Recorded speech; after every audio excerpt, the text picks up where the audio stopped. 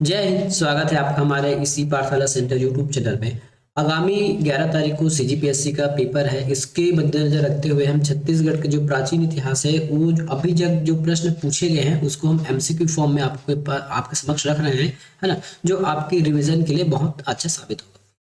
तो अधिक आपका समय व्यर्थ न करते हुए हम सीधे वीडियो पर चलते हैं। और यदि चैनल पर नए हैं तो पूरा पहले वीडियो देख लीजिएगा, समझ आए तो ही हमारे चैनल को सब्सक्राइब कीजिए, क्योंकि आपका समय जो है बहुमूल्य है। ठीक है, चलिए। सबसे पहला प्रश्न है आज का। कोरिया जिले के कोरिया जिले में कौन सा स्थान अशोककालीन मूर्तियों के लिए प्रसिद्ध है? ऑप्शन है हरचौका, मनेन्द्रगढ़, घटघोरा या फिर कोटाडोल। इसका जब क्वेश्चन पूछा गया था तब इसका आंसर था कोटाडोल, और इसका जिला लिया गया था कोरिया। चूंकि अभी समय बदल गया है और जिला चेंज हो चुका है, इसलिए कोटाडोल तो सही है, लेकिन जो कोरिया जिला लिखा है अब वो चेंज हो जाएगा। अब ये हो जाएगा हमारा एमसीबी, है ना। एमसीबी हो जाएगा मनेन्द्रगढ़, भरतपुर, चिरमिरी। ठीक है, या फिर मनेन्द्र चिरमिरी भरतपुर है क्या? एमसीबी होते हैं, एमसीबी होता है मनेन्द्र चिरमिरी भरतपुर।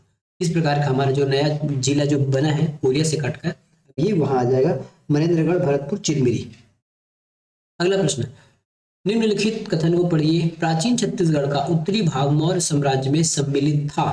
ये पहला कथन है। दूसरा है सरगुजा क्षेत्र की सीता बेंगरा और जोगीमारा गुफाओं में ब्राह्मी लिपि के मौर्यकालीन अभिलेख प्राप्त हुए हैं।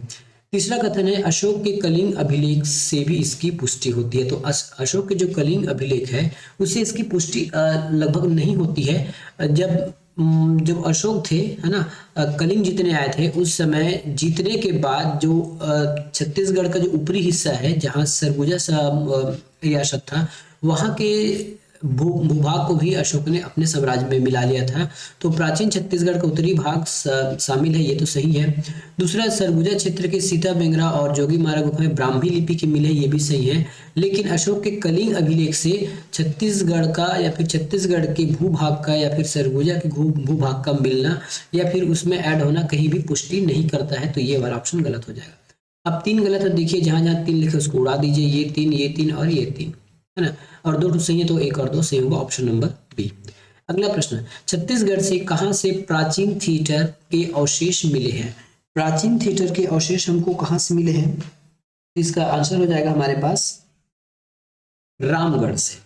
ठीक है, प्राचीन जो थिएटर के जो अवशेष है या फिर अवशिष्ट है, ये हमारे रामगढ़ से मिले हैं, सरगुजा जिले में है। अब कभी आपको जिला पूछ दिया जाए तो याद रखिएगा ये हमारे सरगुजा जिले में आते हैं। ठीक है, ये सरगुजा जिले के। और यदि गुफा स्पेशल जिला को कहा गया है तो आपको सरगुजा, और यदि पहाड़ों का नाम पूछ दिया जाए तो सीता बेंगरा, है ना। रामगढ़ की पहाड़ी, ये रामगढ़ की पहाड़ी है ना, वो जो गब्बर वाला नहीं, ये हमारे यहाँ का है छत्तीसगढ़ का रामगढ़ की पहाड़ी। और साथ में और इसमें आसपास जो गुफा है वो है हमारे सीता बेंगरा। ठीक है, तो यहाँ से क्या मिला हमको? अवशेष, थिएटर का अवशेष मतलब जहाँ नाट्यशालाएं किया जाता था, वैसे इसका एक बनावट है, नीचे चबूतरा ऊपर छत टाइप का, उसको मान लिया गया है कि ये थिएटर के कहीं ना कहीं अवशेष रहे होंगे। और ये अध्ययन करने वाले, यदि नाम पूछ दिया जाए कभी भविष्य में एग्जाम में, तो अध्ययन करने वाले हमारे जो इतिहासकार है उसका नाम है डॉक्टर संतलाल काटरे। डॉक्टर संतलाल काटरे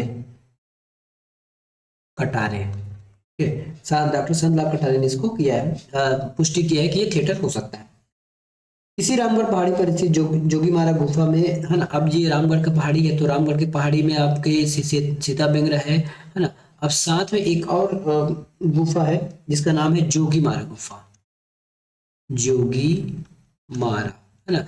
यहाँ पे सुतनुका नाम की देवदासी सी, सुतनुका नाम की देवदासी का प्रेम प्रसंग आता है, या फिर उनके ये उनका जो प्रेम था, ये सुनंदा क्या थी? एक देवदासी थी, और इनका प्रेम चलता था। ये एक नर्तक थे, देवदास, है ना, देवदास। तो इस पहाड़ी से ये भी ज्ञान हुआ है कि वहां एक सुतनुका नाम की देवदासी थी जिनका प्रेम संबंध था एक देवदास नामक नर्तक से। अगला प्रश्न। छत्तीसगढ़ में नाट्य परंपरा का प्राचीन उदाहरण माने जाने वाले स्थान है? रतनपुर नहीं, रायगढ़ नहीं होगा, रामगढ़ होगा। विश्व की सबसे पुरानी रंगभूमि अर्थात नाट्यशाला का या रंगशाला का किस जिले में है? तो सरगुजा, कवर्धा, जशपुर या फिर राजनांदगांव। अभी हमने पूरी डिटेल में देखा है सरगुजा जिले में। देखिए आने वाले ये आए हुए प्रश्न है ना, तो ये कहीं ना कहीं आपसे इसको और उल्टा सीधा घुमा के भी पूछा जा सकता है। तुतनुका नामक देवदासी का उल्लेख किस शिलालेख से प्राप्त हुआ है? तो किस शिलालेख से प्राप्त हुआ है? तो सुतनुका नाम की देवदासी है, हाँ, उनका जो प्रेम प्रसंग है या फिर जो उनका नाम उल्लेख मिला है वो जोगी मारा। देखिए यहाँ पे शिलालेख बोला है, लेकिन जो जोगी मारा गुफा है वही मिला है, तो आंसर हो जाएगा जोगी मारा गुफा। ऑप्शन में थोड़ा देख के लगाइएगा, क्योंकि सीता बेंगरा भी आपको डाउट कर सकता है। बिलासपुर जिले के किरारी से प्राप्त काष्ठ स्तंभ से प्राप्त चलता है कि प्राचीन काल में निम्नलिखित में से किस राजवंश का शासन छत्तीसगढ़ में था? मौर्य, शुंग, कण्व या फिर सातवाहन। तो इसका आंसर हो जाएगा हमारा सातवाहन का। ठीक है, सातवाहन का है, जो शक्ति जिले में है ना। अभी तो बिलासपुर लिखा है, लेकिन ये शक्ति जिले में है मेरे ख्याल से। शक्ति जिले के किरारी से वर्ष 1921 में प्राप्त काष्ठ स्तंभ, ठीक है, सातवाहन वंश का पता चलता है। इसे वर्तमान में रायपुर के जो महंत घासीदास संग्रहालय है, जो काष्ठ स्तंभ मतलब इस प्रकार के काष्ठ स्तंभ, काष्ठ मतलब होता है लकड़ी का, है ना, जो लकड़ी का स्तंभ है उसमें लिखा है सातवाहन का। और इसको रखा कहाँ गया है? तो जो हमारे हैं महंत घासीदास संग्रहालय में, महंत घासीदास संग्रहालय में इसको सुरक्षित रखा गया है। सातवाहन वर्ष के पदाधिकारियों का पदनाम छत्तीसगढ़ के किस स्थान के अभिलेख से प्राप्त हुआ है? तो इसका आंसर हो जाएगा हमारा किरारी, बचराही नहीं, किरारी। छत्तीसगढ़ के प्राचीन ऋषभ तीर्थ से प्राप्त अभिलेख किस शासक का है? छत्तीसगढ़ के जो प्राचीन ऋषभ तीर्थ से प्राप्त शिलालेख किस शासक का है? तो जो शिलालेख मिला है ऋषभ तीर्थ का, वो हमारे कुमार वर्दत्त का है। इसका है कुमार वर्दत्त का है। और ये मिला कहाँ है? तो ये ऋषभ तीर्थ हमारे दमऊ दरहा से मिला है ना। कहाँ से मिला है? दमऊ दरहा से मिला है, दमऊ दरहा से मिला है ये। दमऊ दरहा नाला चट्टान लेख से लिखा हुआ है कि राजकुमार वर्दत्त, अभी हमने जो क्वेश्चन दिखा था ना, वर्दत्त 1000 गायें दान की थी। यह स्थान किस नाम से जाना जाता है? कबरा पहाड़, पाली, गुज्जी, शक्ति, है ना। तो गुज्जी दमोदर क्या हो जाएगा इसमें? गुज्जी दमोदर। कई बार गुज्जी लिखा है, शक्ति लिखा है, और कई बार आपको गुज्जी दमोदरहा के नाम से भी पता चल जाएगा, दमोदरहा, याद रखिएगा। अभी तो ऑप्शन में आपको दिया गया है गुज्जी ग्राम शक्ति, कई बार गुज्जी दमोदरहा के नाम से भी ये ऑप्शन आपको देखने को मिल सकता है। किरारी के यज्ञ स्तंभ से उल्लेखित पदाधिकारी कुल पुत्र कौन थे? अभियंता, मुख्य स्त्री, महाराजा कुल के पुत्र या फिर दीवान। तो इसका आंसर है हमारे अभियंता मुख्य मिस्त्री।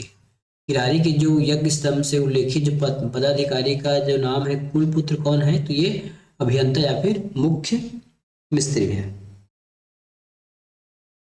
प्रयाग प्रशस्ति के अनुसार समुद्रगुप्त ने अपने दक्षिणापथ अभियान में निम्नलिखित राजाओं को जीता, जिनमें से 2 छत्तीसगढ़ के निम्न थे। ये तो आपको बहुत अच्छे से पता होना चाहिए। महाकांतर, एक तो महाकांतर थे, है ना।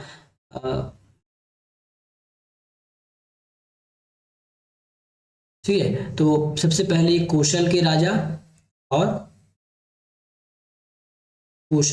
और ये महाकांतर। ठीक है, कौशल के राजा और महाकांतर के जो राजा थे, उनसे जो हमारे कौन थे? समुद्रगुप्त थे। इनका युद्ध हुआ था और ये दोनों हार गए थे। ठीक है, ये दोनों हार गए थे। तो कौशल तथा महाकांतर को जीता था, जो छत्तीसगढ़ के अंतर्गत पड़ता था। समुद्रगुप्त की प्रयाग प्रशस्ति में इस राज्य को निम्न में से किस नाम से संदर्भित किया गया था? तो उस समय जब समुद्रगुप्त की जो प्रयाग प्रशस्ति है, तो अभी हम जिस भूभाग की बात कर रहे हैं छत्तीसगढ़, उसे उस समय दक्षिण कौशल के नाम से उल्लेखित किया गया था, या फिर दक्षिण कौशल के नाम से इसको जाना गया था। किस अभिलेख में उल्लेखित है कि समुद्रगुप्त ने दक्षिणापथ अभियान के दौरान कौशल के राजा महेंद्र को पराजित किया था? इसमें 2 राजा के हमने नाम पढ़े थे, एक राज्य के नाम पढ़े थे कौशल और महाकांतर। उसमें से एक राजा थे महेंद्र और दूसरे थे हमारे व्याघ्रराज। ठीक है, दूसरा थे व्याघ्रराज। अब इस प्रश्न का उत्तर दीजिए। इस प्रश्न का उत्तर हो जाएगा हमारा प्रयाग प्रशस्ति। तो प्रयाग प्रशस्ति में लिखा है कि समुद्रगुप्त ने दक्षिणापथ के अभियान के दौरान कौशल के राजा महेंद्र और महाकांतर के राजा, जिसको हम बस्तर कहते थे, वो महाकांतर कहते थे व्याघ्रराज, उनसे भी पराजित किया गया था।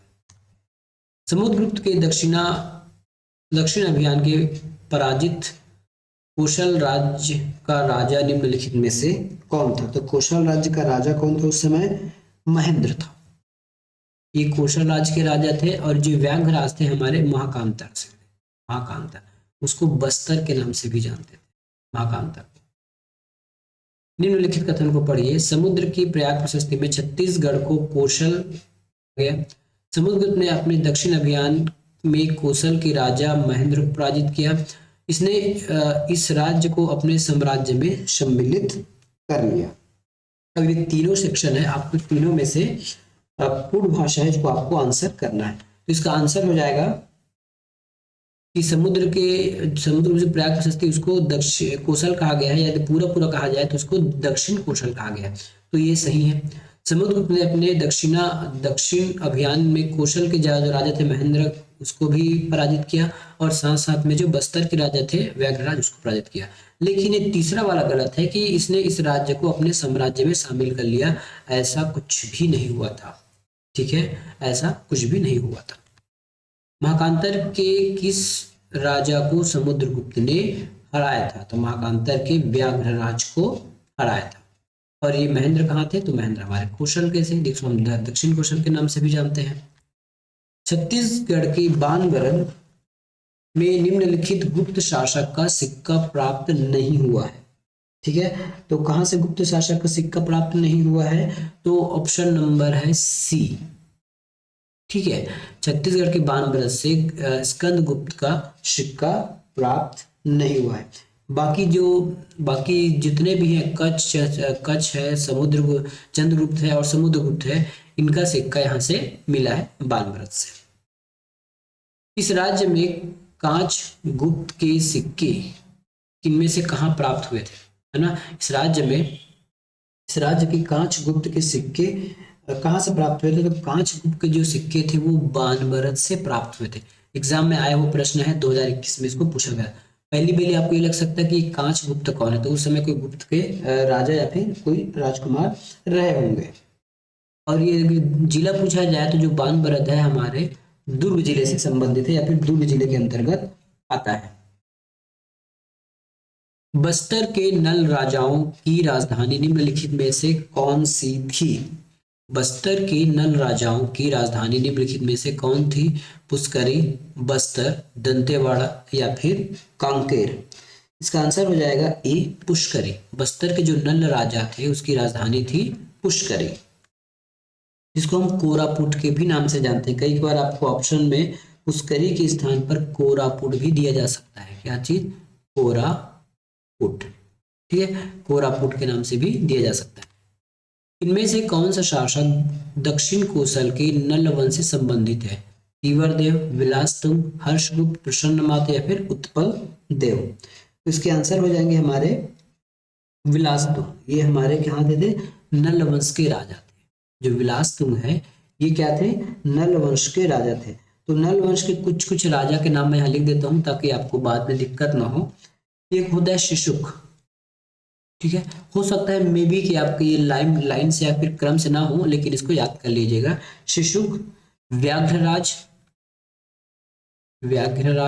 ठीक है, व्याघ्रराज, वृषभराज, ठीक है, वृषभराज,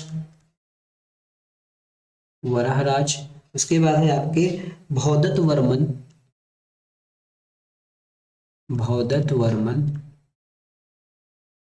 वर्मन, फिर है आपके अर्थपति भट्टारक। मैं अर्थपति लिख देता हूँ, बाकी आप लिखते रहिएगा। अर्थपति भट्टारक से उसके बाद स्कंद वर्मन